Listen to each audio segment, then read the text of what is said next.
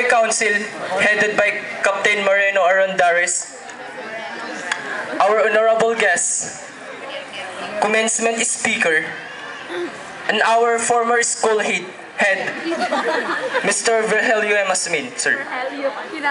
Parents, guardians, fellow graduates, friends, ladies and gentlemen, good afternoon. Wow.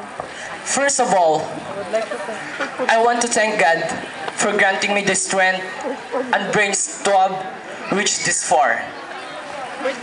He is the be-all and end-all of my existence. Anong BO? Without him, I could not have passed the quizzes, the tests, the sweet works of life. I give him the greatest honor.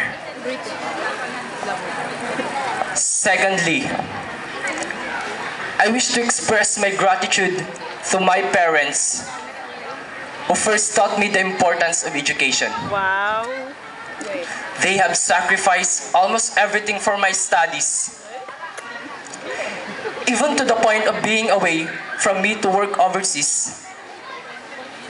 To my mother, who embraced the vastness of space between us. Na siyang nagtitiis na hindi makapiling ang kanyang pamilya para sa ikagiginawa ng kanilang pamumuhay. Sumasaludo ako sa kanya. Sa aking ina, Ma, kahit wala ka ngayon, sa graduation ko, I love you and I'm proud of you. Sana proud ka din sa akin. And I offer every bit of success I am experiencing now. Of course, to my father, who is always there to be my father and my mother all rolled into one. Thank you so much. It is not an easy task to keep a family, but you have been succeeding in doing so. My special thanks go to my aunt, even though they are not here, my uncle, and my grandmother, who supported me along the way, and who became my instant fans and motivators to achieve my dreams. Thirdly, I wish to extend my exclusive appreciation to my teachers who shaped my personality and taught me to become a responsible individual. They became my guide and my bridge in the achievement of my dreams. To our principal, Mrs. Dolores Lagmay, Ma'am, thank you very much for your encouraging words, and I look up to your efficient leadership in our school.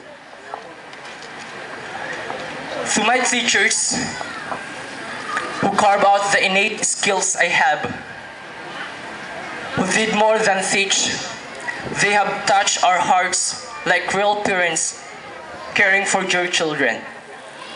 Thank you to all my teachers.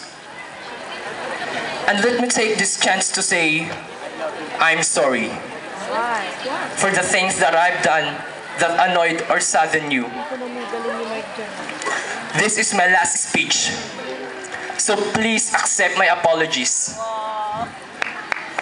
But then again, you have not failed to advise me, and because of that, I realized my shortcomings. I was then able to choose to be better and redirect my path. And finally, I convey my gratitude to my classmates who became my best friends. Your cheerful encouragement, your friendship, and your craziness. Oo, kung minsan binabaliw ninyo talaga ako, Newton, have made me go on. Thank you for telling me to not give up when I feel like crumbling down. Thank you for telling me to think positive when at times I could not think sanely. Thank you for the fun that accompanied the class hours, the jokes that cracked the humdrum of a boring day. And just by keeping the friendship. Sa lahat po, maraming salamat sa 4 na taong pagbabahagi ninyo sa akin ng masaya at makabuluhang buhay. Sa loob at labas ng paaralang ito, na kumilala sa aking nagawa at humamon sa aking tagumpay. Ang paningin ng lahat ay nakatuon sa akin nang ipahayag ng mga guro na ako ang tatanggap ng pinakamataas na karangalan sa taong ito. Waring isang pangarap lamang ang lahat. Hindi ko akalaing ang isang katulad ko ay magkakaroon ng pagkakataong makilala. Dahil sa bunga ng edukasyon, kaloob sa akin ng paaralang ito, Gold Medal. This is the fruit of 4 years of educational pursuit, a symbol of excellence and success.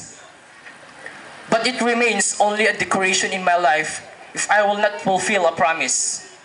A promise that I will not tarnish the name of my alma mater. A promise that make Mariano Q. Umipig National High School a leading frontier in terms of inspiration and teaching. All because of the graduates of my batch. Yes, sir, ma'am. Gagawin namin lahat para patunayan na ang produkto ng Mariano Q. Umipig National High School ay hindi pa uhuli sa larangan ng kabutihan at tagumpay.